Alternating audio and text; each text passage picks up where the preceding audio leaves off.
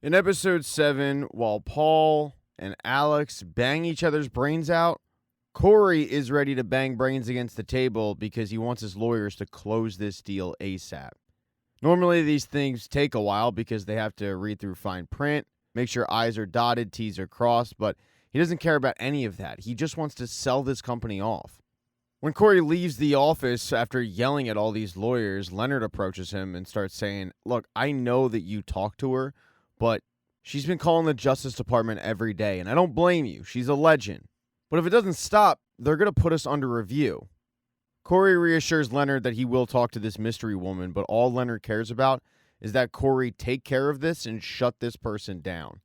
Corey heads to his office to tell Kyle that all of his meetings need to be canceled. He's heading to the Hamptons for a quick meeting. And Kyle tells him he'll do it, but Bradley's currently in his office. Bradley wants to reassure Corey that everything with Hal is taken care of. And while that's music to Corey's ears, he just suddenly had an idea to bring Bradley along to this impromptu meeting.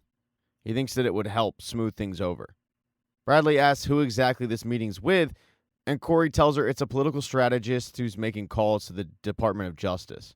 She's commenting on the deal. Corey needs to convince her to stop. Woman means well, but they just don't need that kind of heat right now.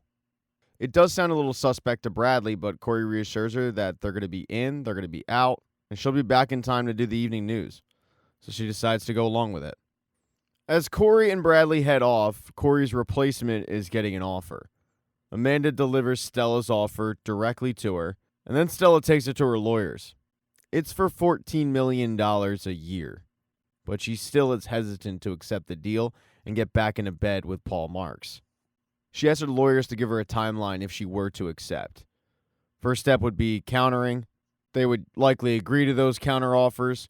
Then they would quietly start to put together Corey's exit package.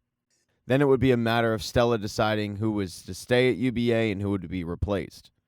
Stella's concern, though, is what happens if the deal gets out before she signs it, agrees to it. And her lawyer does admit that if Corey were to find out about the deal while he's still in charge, the situation will become untenable. But they reassure Stella they'd find her a safe place to land.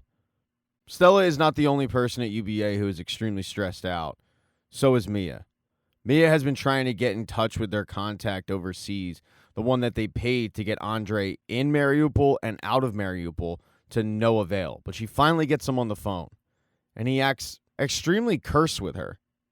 But Mia does get the answer. The guy didn't get Andre safely out of Mariupol. In fact, the guy doesn't even know where he is.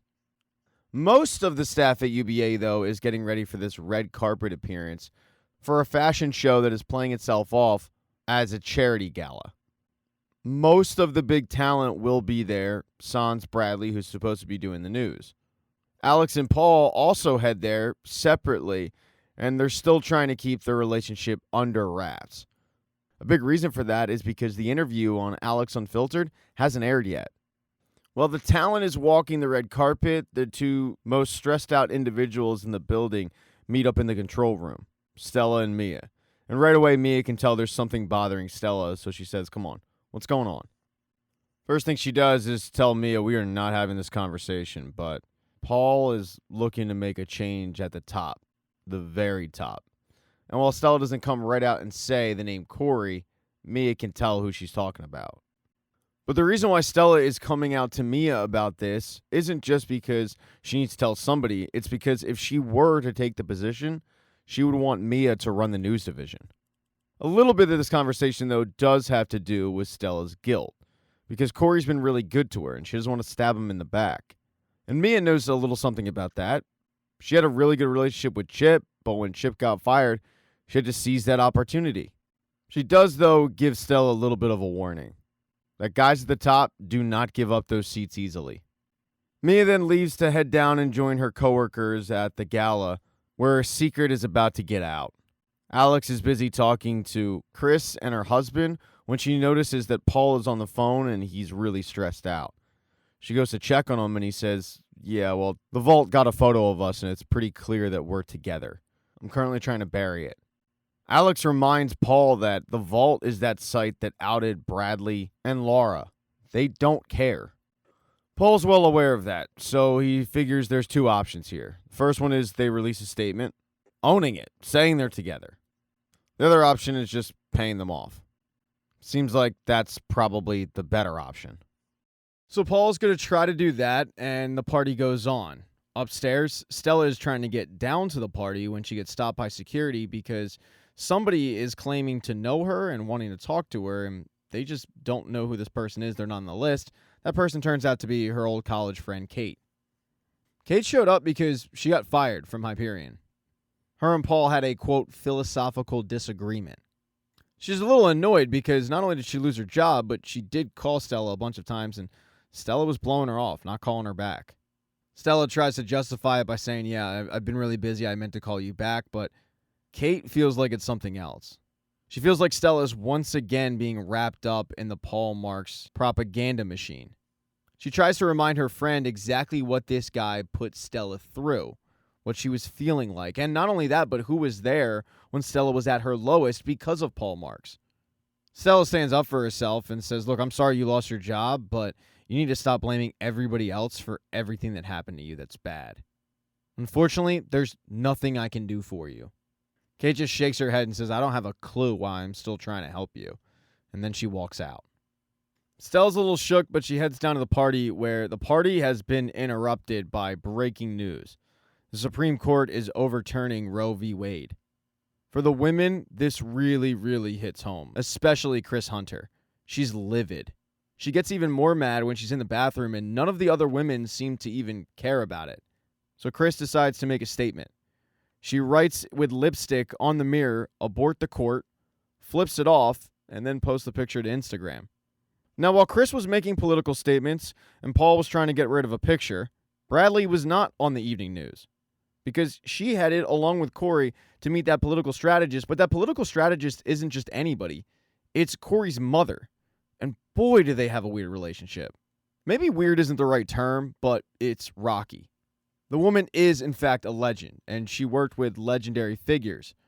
But the littlest thing seems to annoy her, and at the end of the night, she really, really puts Corey down, to the point where, as they're driving back from the Hamptons, as a friend, Bradley wants to console him, and he says, no, it's fine. It just seems like Corey didn't have the most loving childhood. But it's on the ride back that they get word about the Roe v. Wade decision. Bradley prepares to do a breaking news segment about the SCOTUS leak and about the decision, while Corey does his typical positive spin job saying, women are going to be glued to the news. This is great for us. But as he's sitting in his office convincing himself of this, Stella walks in. She tells Corey about Chris' Instagram posts and how that's going to complicate things for them. But then she tells him what's been eating at her. The fact that after the deal goes through, Paul Marks is going to get rid of him and replace Corey with herself. Instead of getting mad at it, Corey just maniacally laughs to himself, saying, this day just is full of surprises. Stella tells Corey that she hasn't given Paul an answer, but there is an employment agreement sitting on her desk, just waiting to be signed. That's when Corey says to her, then sign it. I mean, if he came to you with an offer behind my back, it's because he thinks he can manipulate you. Let him think that, because it's not the first time that you've been underestimated around here. Stella poses the question, well, what happens after I sign it?